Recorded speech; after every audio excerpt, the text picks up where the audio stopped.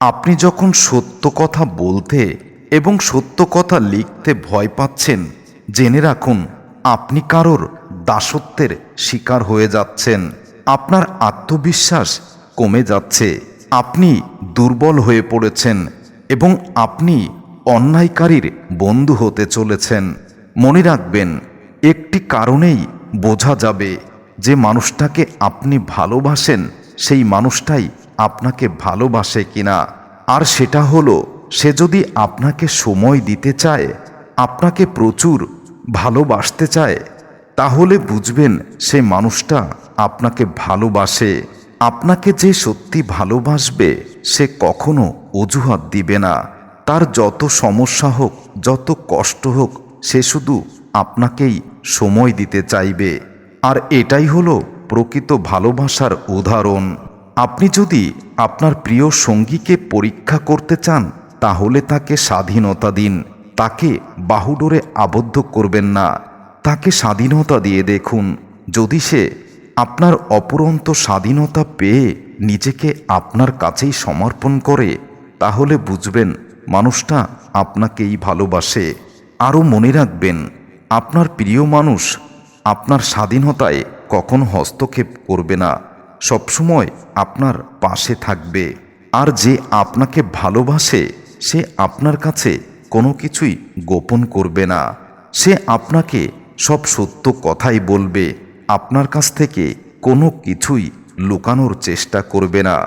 জীবনে একবার বিশ্বাস ভেঙে গেছে বলে আপনি ভেঙে পড়েছেন, ভেঙে পড়বেন না। মনে রাখবেন, এই বিশ্বাস ভেঙে গেছে বলেই আপনি আজ মানুষ চিনতে শিখেছেন। আপনি মানুষকে আরও সুন্দরভাবে শেখার শক্তিটা এবং শিক্ষা গ্রহণ করেছেন। আর সেটা আপনার ভবিষ্যৎ জীবনকে অবশ্যই সুন্দর করবে। প্রেমের কথা ছেড়ে দিন। ভালো বন্ধু হতে গেলেও রাগ আর অভিমানের পার্থক্যটা বুঝতে হবে।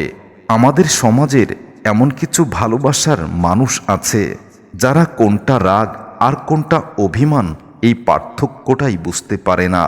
যে কোনো সম্পর্কে একবার বিশ্বাস ভেঙে গেলে সম্পর্ক থাকলেও সম্পর্কের প্রতি কিংবা সম্পর্কের মানুষটার প্রতি গুরুত্ব হোক কিংবা হৃদয়ের টান, সব কিছুই কমে যায়। বুদ্ধিমান মানুষরা কখনোই প্রতিশোধ নেয় না, তারা সঠিক সময়ের অপেক্ষা করে। আর তারা কি করছে সেটাও তারা খুব ভালো করেই জানে। তাই যদি বুদ্ধিমান না হতে পারেন, কিছু কিছু জায়গায় নিজেকে নীরব রাখুন, তা না হলে অপমানিত অপদস্থ হবেন। কিছু ভালোবাসার মানুষ থাকে, তারা ভালো থাকার জন্য এবং সময় কাটানোর জন্য আপনাকে বেছে নিয়েছে। তার ভালো থাকা শেষ হয়ে গেলে, সে আরেকটি বেস্ট উপায় পেয়ে গেলে আপনাকে ছুঁড়ে ফেলবে এবং অন্য কাউকে বেছে নেবে।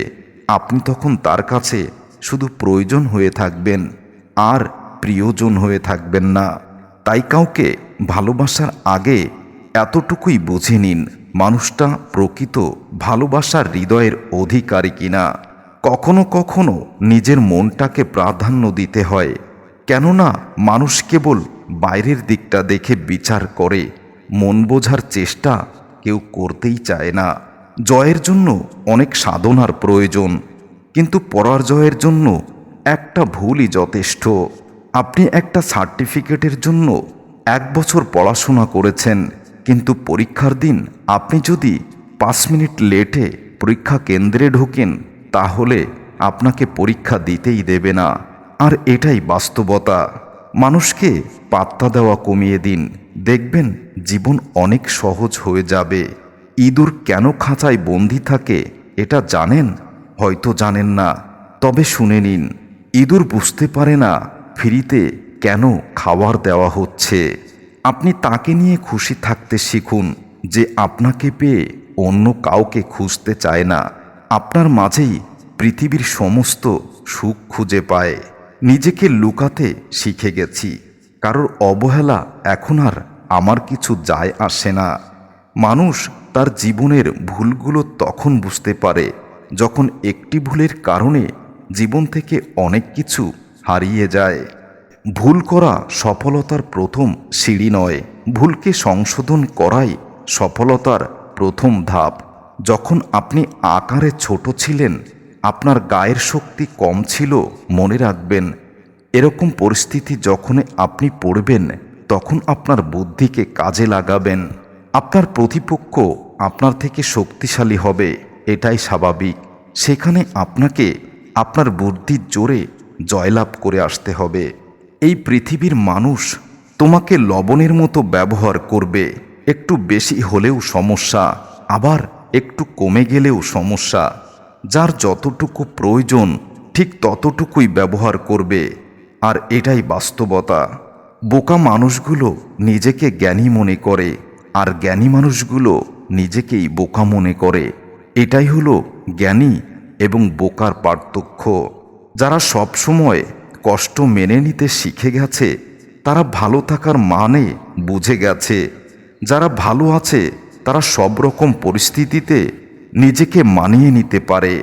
একজন ব্যক্তি যতই শক্তিশালী অভিনেতা হোক না কেন, সকলের কাছে নিজের কষ্টগুলোকে লুকিয়ে রেখে সুখী দেখার অভিনয় করে।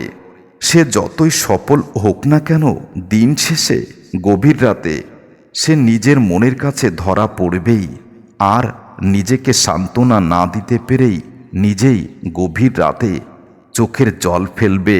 এটাই তো অভিনয়। সম্পর্কটা এমন হওয়া উচিত যেখানে দুজন দুজনকে পেয়ে নিজেকে সৌভাগ্যবান মনে করে। মনে রাখবেন, আমাদের বর্তমান সমাজে জ্ঞানীরা অপমানিত হয়, দোষীরা নির্বাচিত হয়। দোষীরা জয়ের মালা পরে, আর জ্ঞানীরা অপমানের মালা পরে। এটাই বাস্তবতা। আজকের সমাজে মিথ্যাবাদী, অহংকারী এবং অযোগ্য লোকরাই জাতে উঠে গেছে, আর জ্ঞানী ব্যক্তি, যোগ্য ব্যক্তি সমাজের কাছে হেয় প্রতিপন্ন হচ্ছে। এটাই তো বাস্তবতা। নিজের কষ্টের গল্পগুলো যখন নিজের মুখে অন্যকে শোনাই, তখন কষ্ট কমতে থাকে, আর নিজের কষ্টের গল্পগুলো যখন অন্যের মুখে শুনি, তখন কষ্ট আরও বেড়ে যায়। সময় মানুষকে খুব বেশি ব্যথা দেয়, তাই ঘড়িতে ফুল থাকে না, ঘড়িতে কাঁটা থাকে। সবাই বলে বেশি হাসলে নাকি কপালে দুঃখ আসে, তাহলে বেশি কাঁদলে কেন সুখ আসে না?